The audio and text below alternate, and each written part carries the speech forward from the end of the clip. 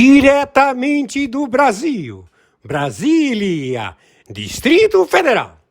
Quem vos fala, mestre Dinho, trazendo sempre informações na palma da sua mão, com notícias de utilidade pública, nacional e internacional.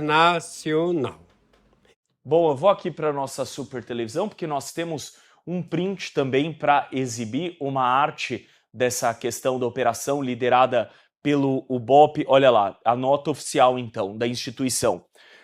O BOP vive um momento de profunda dor.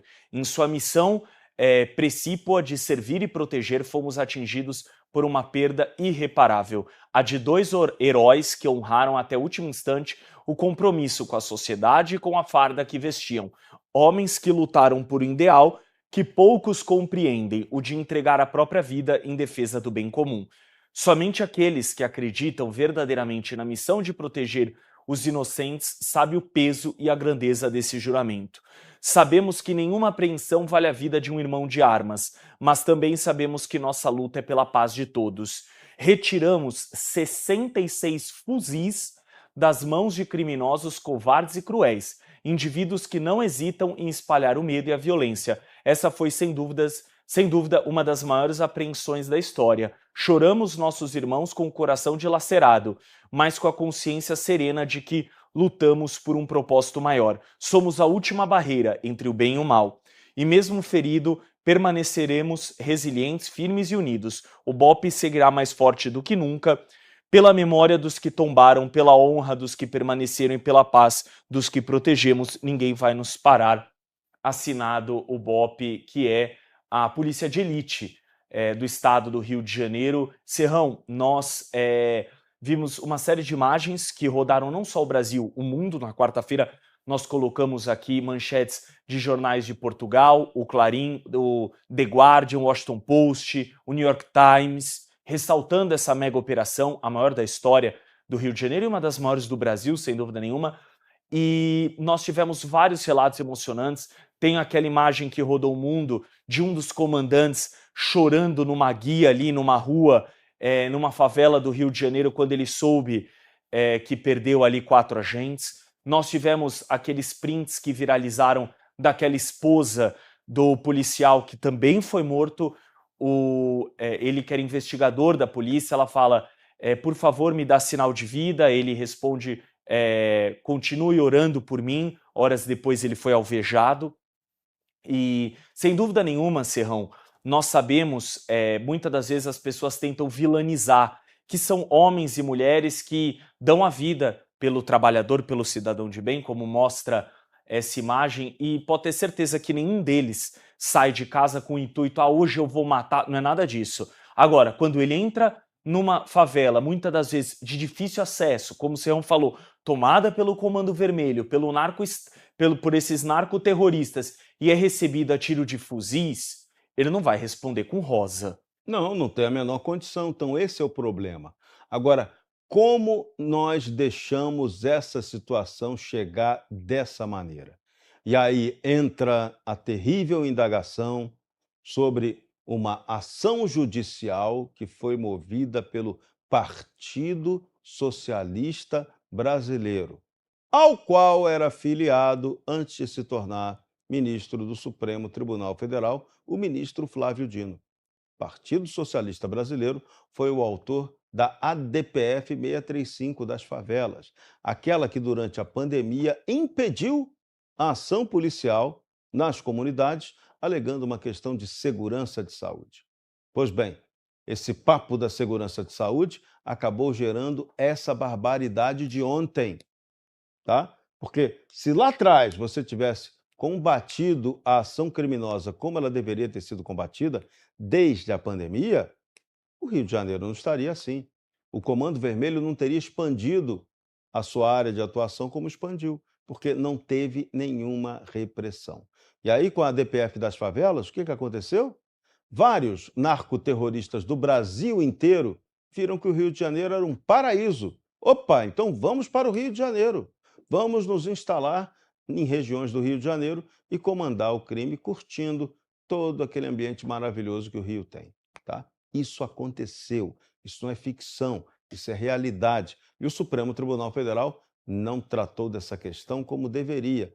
Ficou naquele enfoque deles, que é o enfoque esquerdista, é o enfoque de que não podemos combater o crime com nenhum tipo de violência.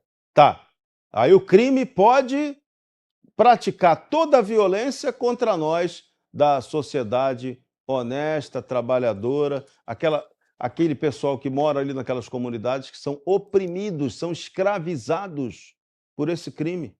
Isso pode? Isso é tranquilo, né? Isso tá ok, é permitido. Isso é constitucional. Hã? Não, não é. Não é. A gente não pode normalizar isso. Da mesma forma como a gente não pode normalizar o que agora está começando a acontecer. O Supremo Tribunal Federal também ditando como tem que ser a política de segurança pública. Esse não é o papel, de novo, do Supremo Tribunal Federal. Isso é atribuição do Poder Executivo. É um debate que tem que acontecer na sociedade, no legislativo e nas forças de segurança, nos especialistas verdadeiros no combate a esse tipo de violência totalmente fora do controle. O monopólio da violência deixou de ser do Estado no Brasil há muito tempo. O monopólio da violência hoje é do crime institucionalizado. Só que o crime institucionalizado, ele só se organiza porque ele tem o Estado na parceria com os criminosos. Então, olha o detalhe, esse detalhe é fundamental. O crime no Brasil, ele prospera porque ele tem uma máquina que garante a impunidade, que garante a impossibilidade dele ser reprimido, dele ser combatido.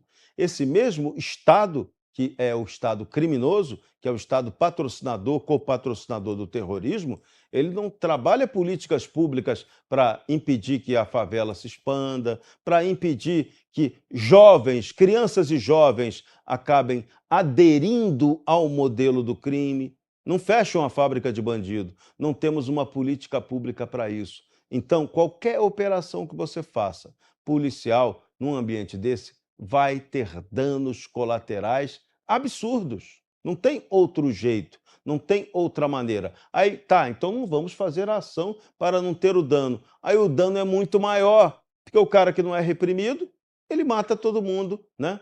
No atacado e no varejo. Só uma perguntinha: alguém já parou para fazer a conta de quantos cadáveres foram jogados dentro daquela vala que era o cemitério clandestino, o tal Poço da Morte, feito pelo Comando Vermelho? Quantas pessoas eles mataram, jogaram ali? Vai ter a contabilidade disso? Ou vai ficar só nessa história de, não, vamos só pegar as vítimas, né, dessa ação policial? Então, está na hora de a gente ter uma discussão séria no Brasil sobre segurança pública. Ninguém aguenta mais isso. A gente não pode ficar sobrevivendo num país que vive uma guerra não declarada, mas que produz até 50 mil assassinatos e tantos outros milhares de desaparecimentos por ano, Lucas Saba. Pois é, eu vou passar para a Carla, para ela e a Anne poderem comentar esse posicionamento do BOP. Também tem a questão da Comissão de Direitos Humanos pedindo prisão a Cláudio Castro. O que eu me pergunto muitas das vezes é se essas comissões de direitos humanos também vai ouvir a família dos policiais, as viúvas, aqueles filhos que ficaram órfãos de pai depois da operação de ontem, etc. Eu, por exemplo, já fui como repórter cobrir enterro, muitas das vezes de soldado, cabo, sargento da polícia, nem estou falando do Rio de Janeiro, estou falando aqui de São Paulo, que muitas das vezes a esposa viúva não tinha dinheiro ali para arcar com os custos sequer do velório, do enterro, porque aquele homem que tombou em missão era quem sustentava a casa. Ah, mas vai ter um pagamento de uma indenização de Estado. Sim, mas não agora, isso demora meses, às vezes anos. E aí o pessoal da própria corporação, os próprios policiais, tem que fazer uma vaquinha para conseguir enterrar o colega. Mas isso direitos humanos não quer nem saber, Carla. Diante dessa fala do BOP, que esse vídeo realmente mostra toda a força e a união deles, que é completamente diferente, né? Tem até uma fala que foi muito explicitada na internet de um dos policiais do BOP, que ele diz o seguinte: a gente não está trabalhando, isso aqui não é só uma profissão, isso aqui é um sacerdócio. Foi esse termo que ele usou.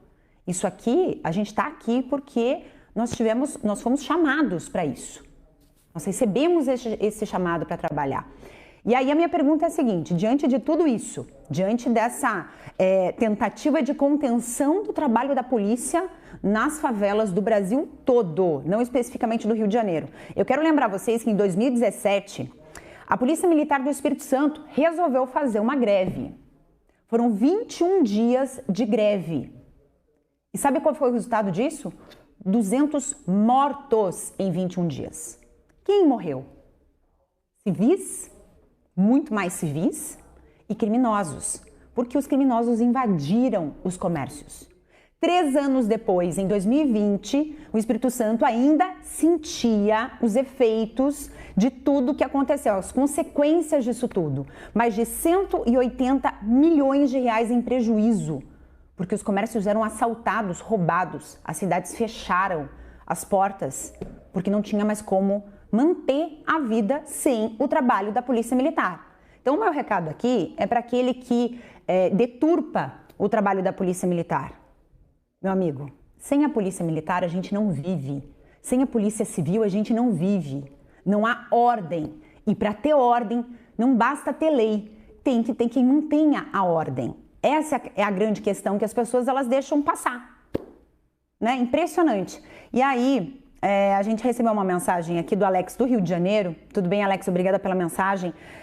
E eu vou passar essa tua mensagem para a Anne poder comentar. A pauta do governo federal vai ser tentar emplacar a centralização da segurança pública no governo federal? É por aí o negócio?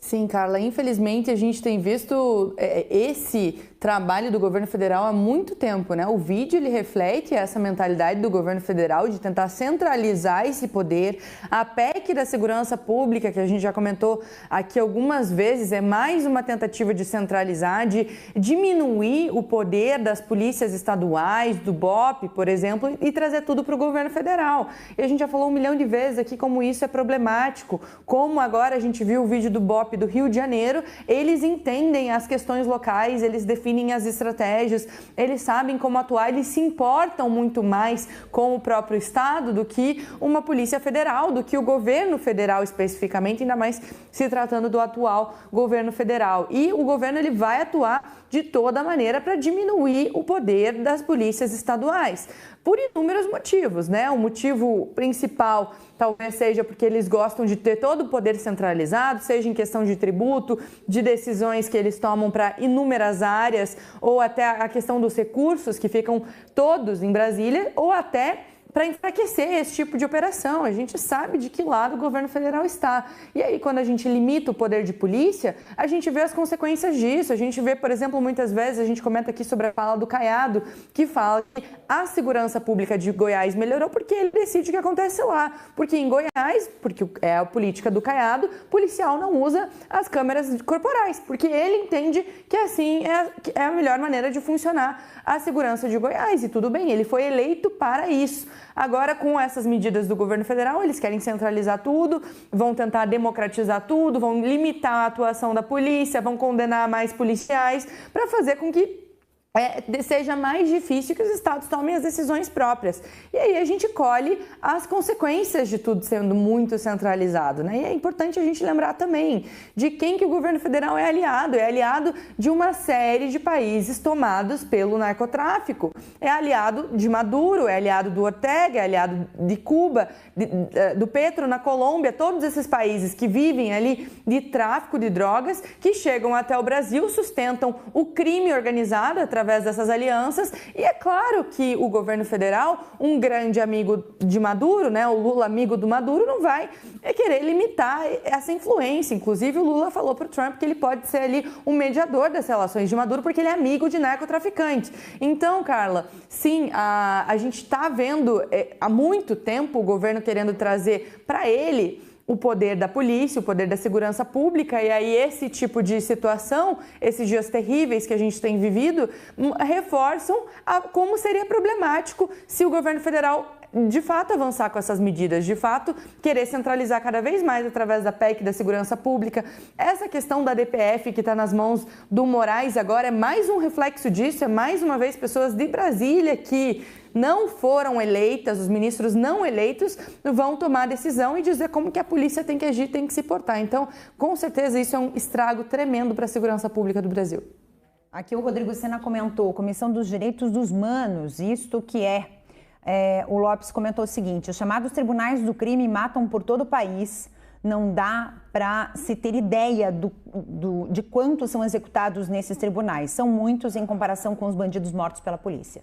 E são mesmo. Serrão falou daquela vala que encontraram no alto do morro. Você já imaginou a quantidade de gente morta que não tem ali dentro? Pelo tráfico? É impressionante. Tem mais comentários aqui, a gente vai lendo no decorrer.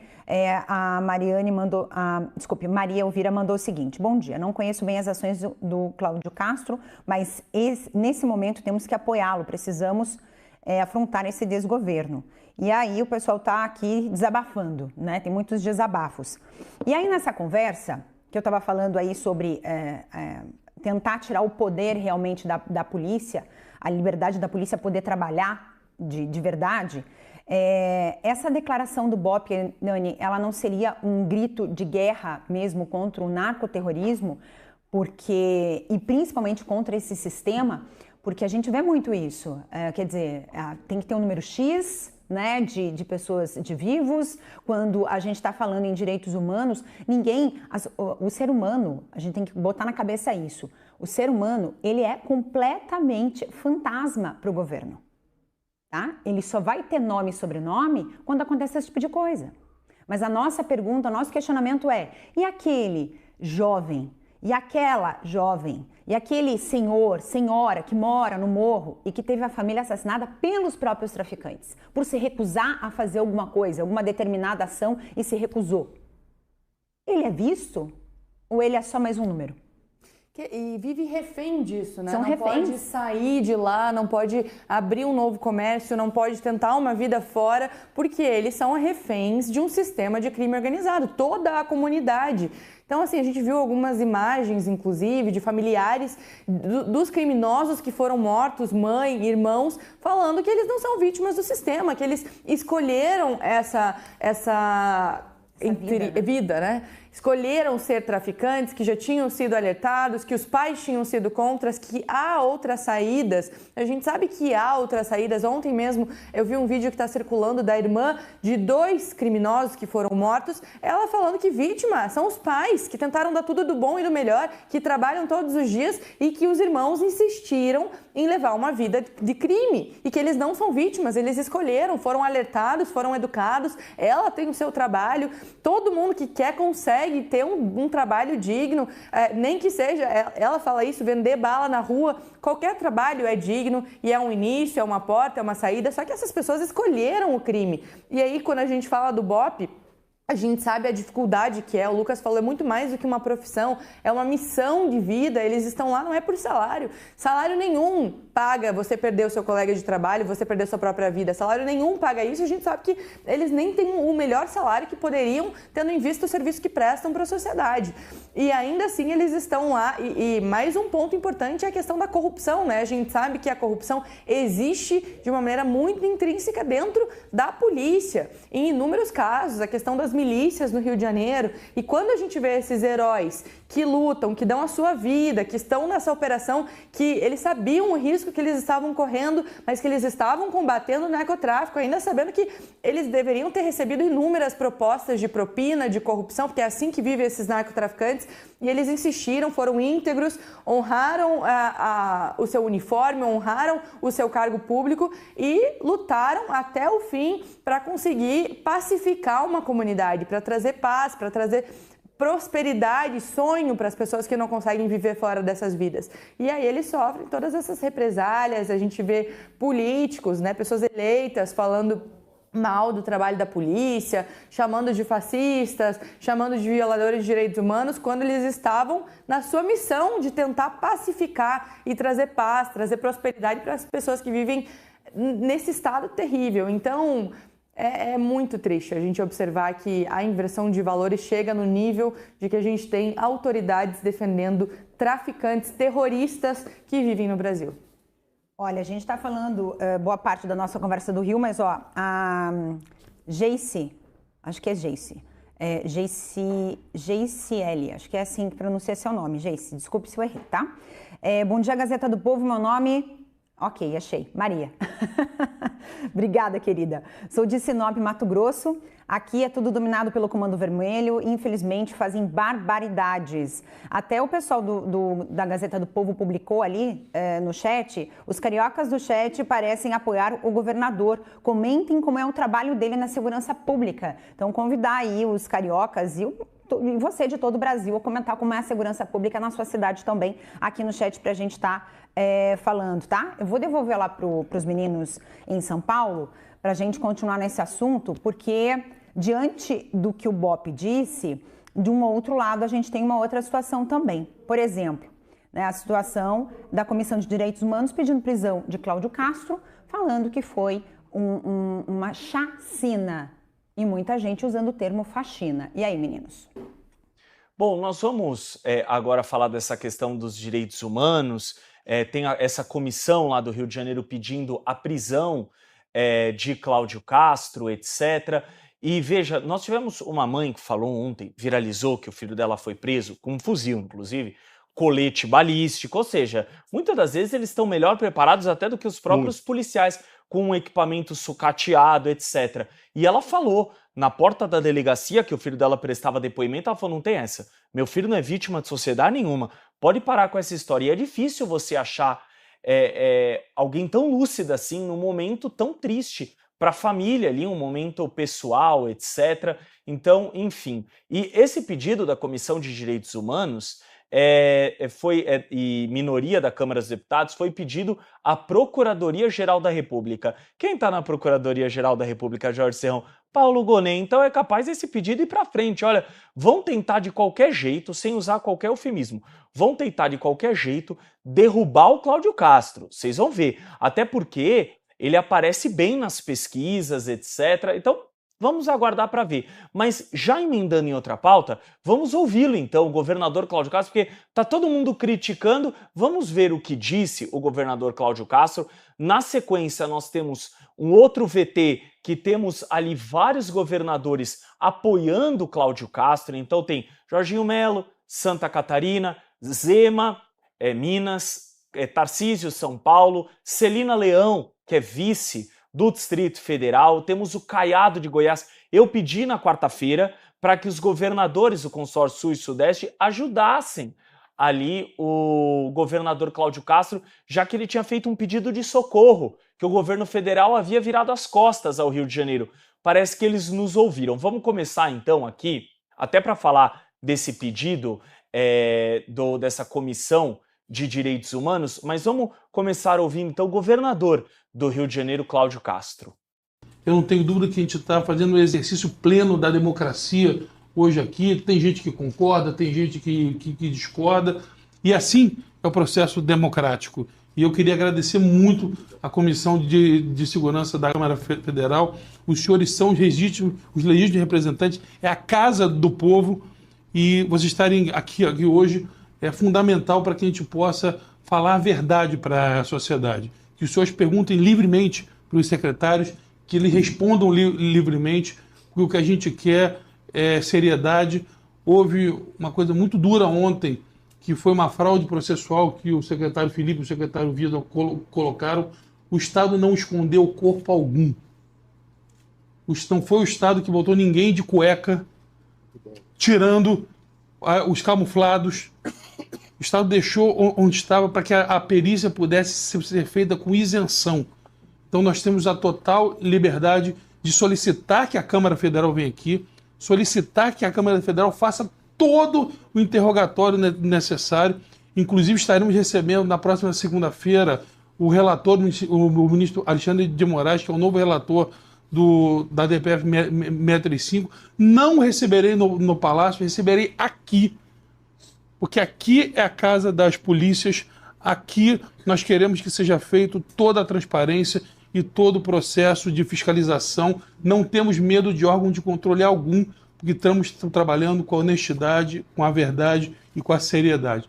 Por isso, agradecer os senhores de estarem aqui. Qualquer autoridade que quiser vir, pode vir naquela lógica. Ou soma conosco, ou some, porque a gente não precisa de gente para fazer politicagem. Obrigado, presidente. Muito obrigado, governador. Uma honra.